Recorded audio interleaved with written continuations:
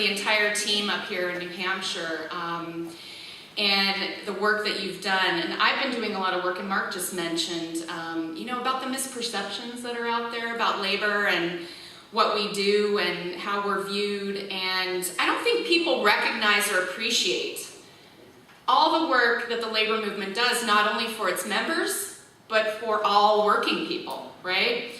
And there's a lot of, I think, stereotypes out there. And oh my God, my phone's going crazy here. Just a second. I just received a tweet. This just came in on my Twitter feed. Newsflash, labor's on its way out. All talk, no muscle. Hashtag dinosaur. Okay, let's hope that's not trending. Are you kidding me? Okay, I have to respond to this immediately. Of course, it's from Fox News. Newsflash, Fox News, New Hampshire has beat back right to work 2 times. Union muscle. Okay, wait a second, another one just came in. What is up with New Hampshire? It looks like New Hampshire's trending.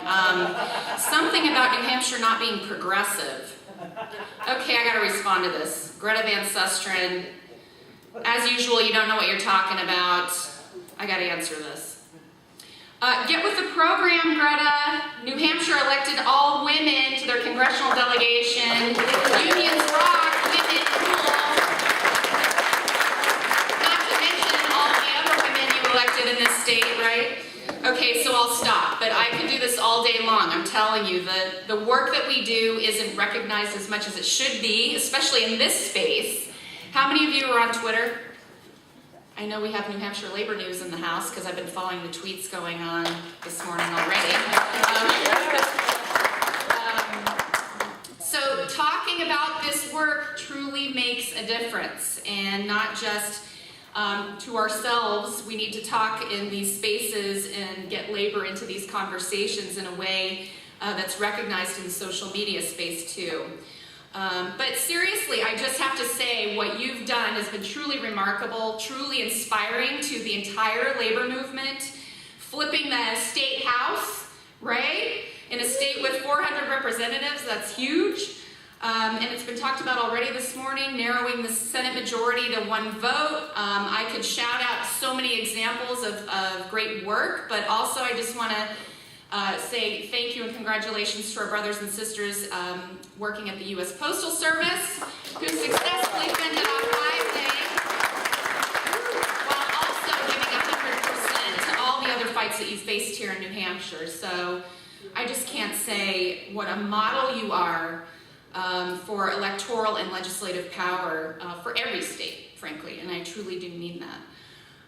So you have what it takes. You know that the labor movement can't run an effective program anywhere without strong and effective grassroots organizations. We count on you.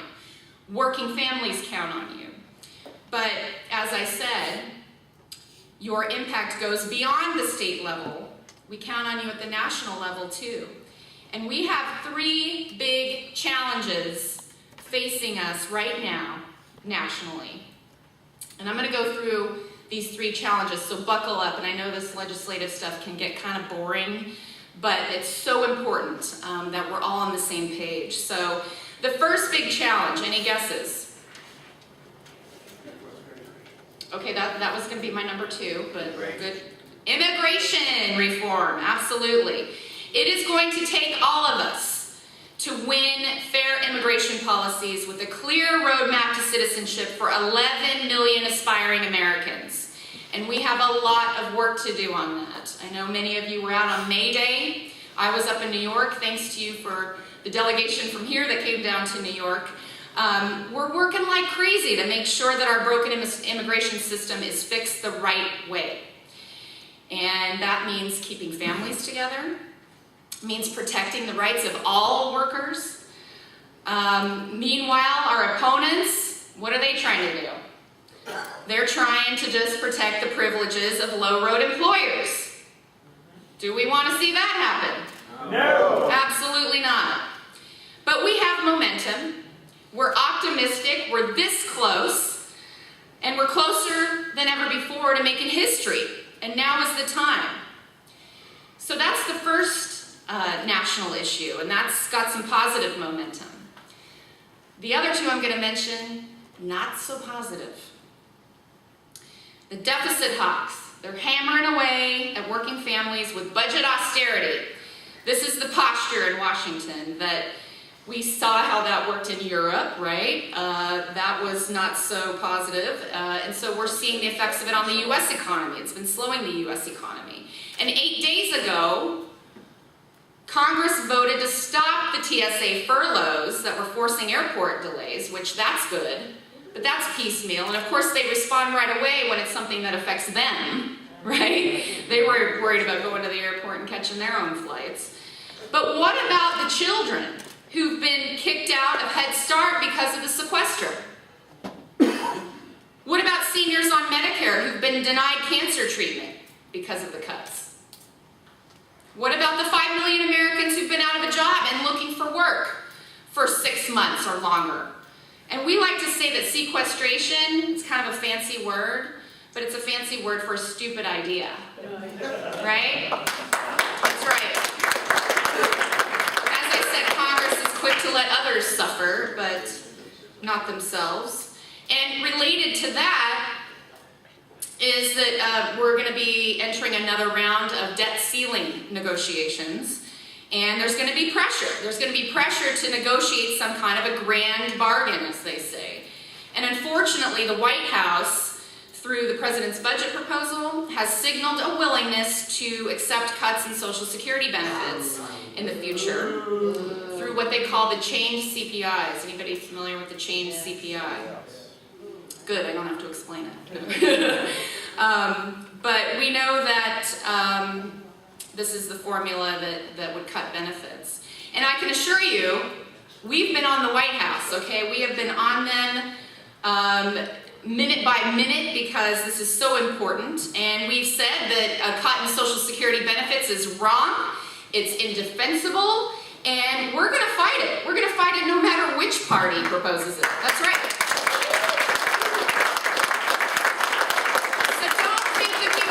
From this issue, we need you to join, not only with the labor movement together fighting this, but join with our allies, and in particular, the Alliance for Retired Americans, which I know there's an active chapter up here in New Hampshire.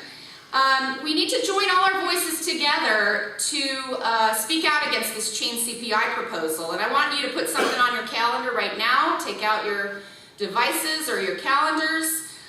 Because the Alliance for Retired Americans is planning for a National Day of Action to protect Social Security on Tuesday, July 2nd. So before you fire up the barbecue, we're all going to be rising up, and the members of the House and Senate are going to be back home on recess, congressional recess. So they're planning, the ARA is planning a human chain. I have no idea what that's going to look like.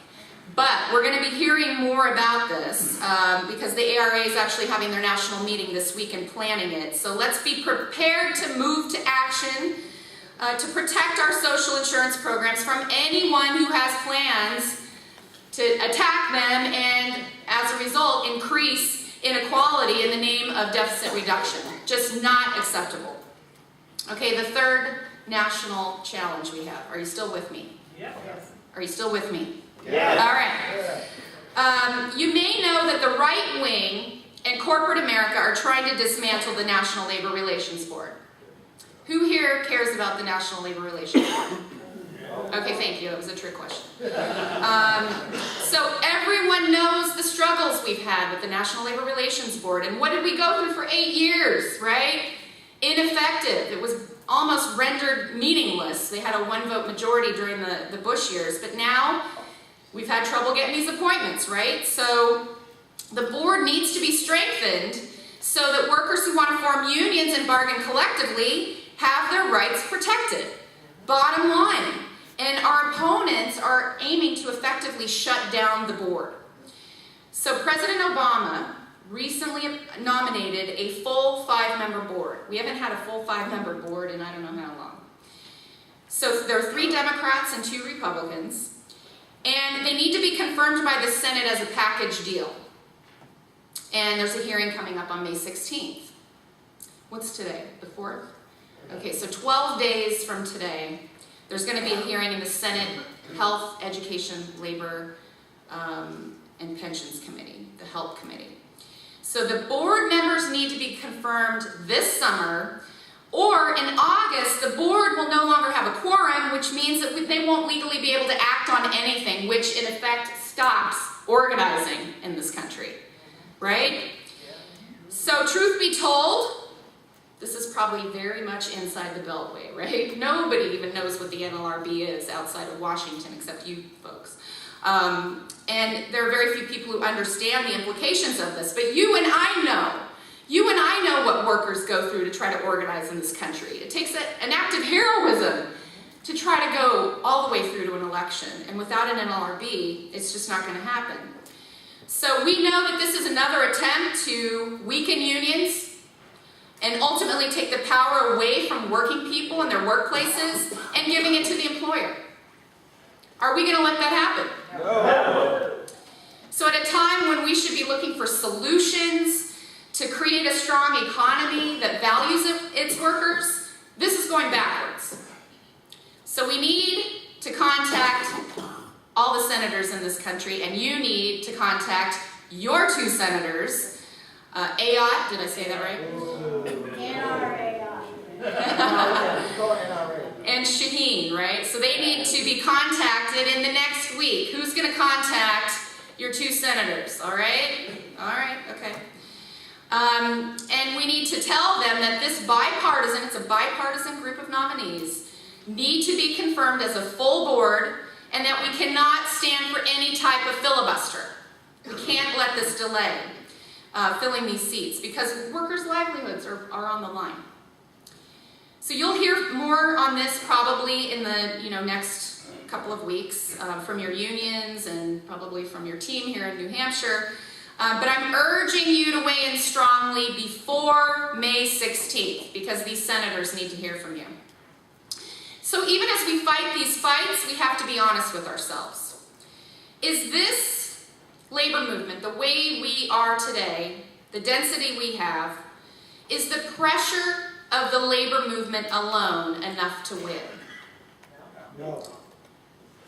Right? Is it enough to convince Congress to invest in jobs? Do we have the strength alone to do that? Do we have the strength just alone to strengthen rather than cut Social Security, Medicare, Medicaid, to win immigration reform? Answer is no. Frankly, we don't have the strength by ourselves to do that.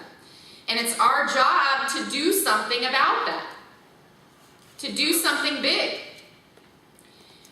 And a lot of this is stuff that you already know. What could I possibly say to you when you're already kind of walking the walk up here in New Hampshire and you've led this strong labor movement of working people in this state? So rather than trying to tell you what to do, we want to hear from you about how we can continue to fight for working families in new and creative ways that make us stronger and more effective.